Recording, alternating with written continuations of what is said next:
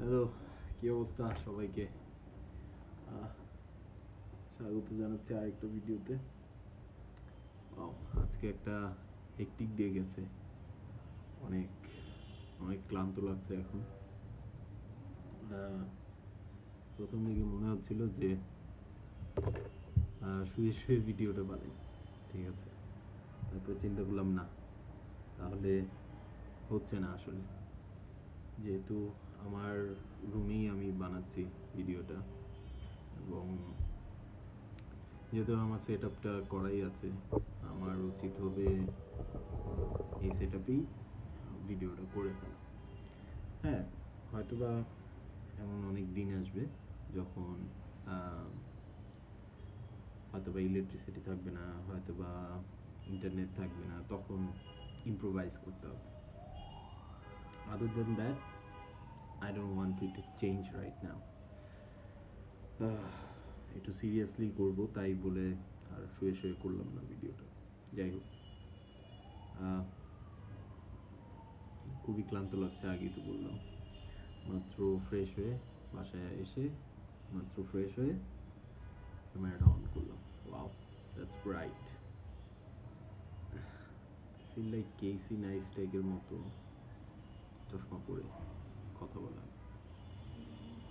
যাই হোক, আমার কাছে মনে হয় যে লাইফে কিছু পজিটিভিটি থাকা দরকার, কারণ without positivity, without positive mindset, লাইফে কিছু করা সম্ভব না। দেশে যে আপনি যেটা বিলিভ করেন সেটাই হচ্ছে সত্যিকারে বাস্তবতায় রূপ নেয়। সো লাইফে সবসময় পজিটিভ থাকার ট্রাই করবেন।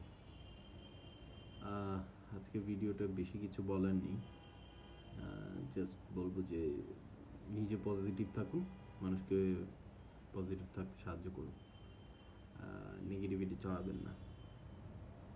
ও, একটা ইন্টারেস্টিং জিনিস, আমি হয়তোবা আগেও এইটা ভিডিওতে বলেছি, যে I am reading emotional intelligence, একটা বই।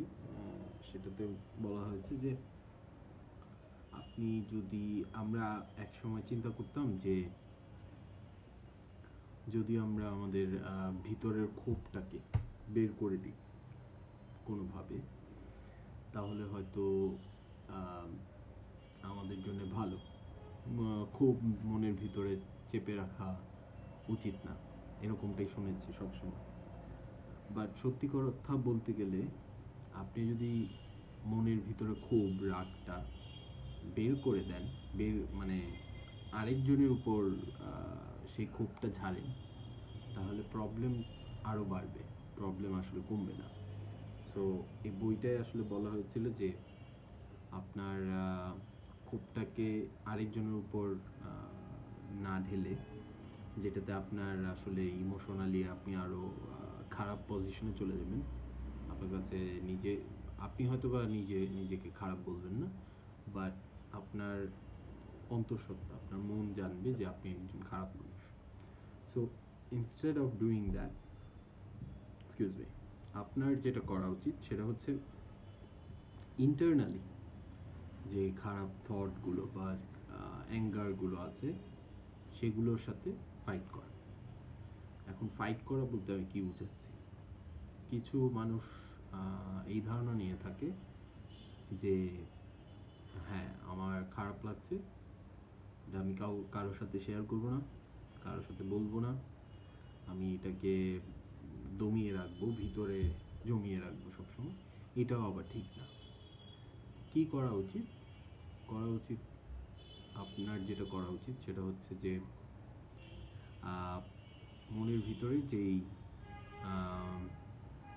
দুঃখ কষ্টগুলো আছে সেগুলোকে আপনার নিজেকে আগে রিয়েলাইজ করা উচিত, যে আমি কেন রেগে যাচ্ছি, কেন আমার কাছে খারাপ লাগছে, কেন আমার মনে হচ্ছে যে ওকে একটা বকা দেওয়া উচিত বা ওর সাথে ঝগড়া করা উচিত।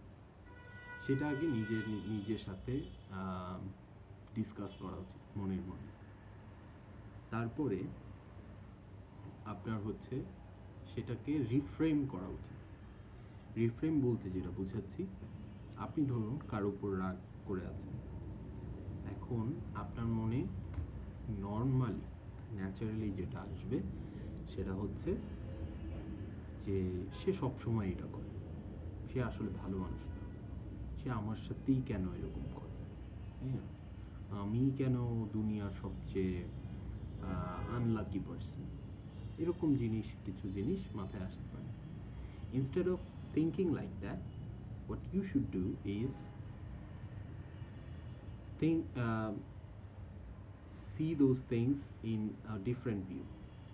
যেমন ধরুন, আচ্ছা ও এরকম করছে কেন, ওর হয়তো বা কোনো একটা কারণ আছে, ওর জায়গায় আমি থাকলে হয়তো বা এটাই করতাম।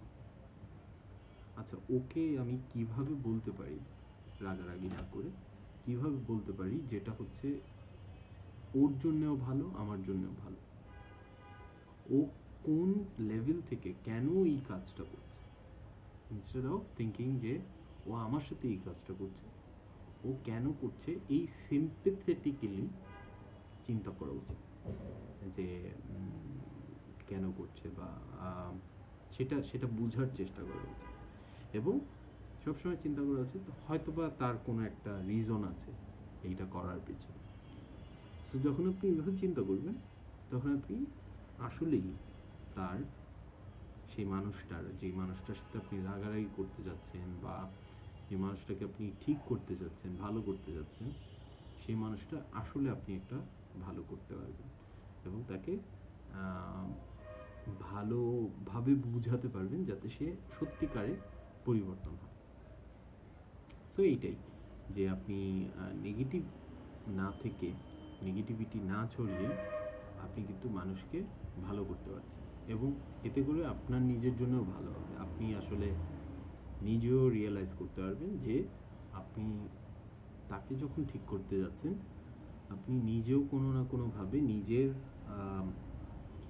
নিজের সাথে, নিজের ভিতরেও যেই ধরনের সমস্যাগুলো আছে সেগুলোর সাথে আপনি নিজেও লড়াই করতে শিখবেন। তো এই আর কি, আজকে এই পর্যন্তই।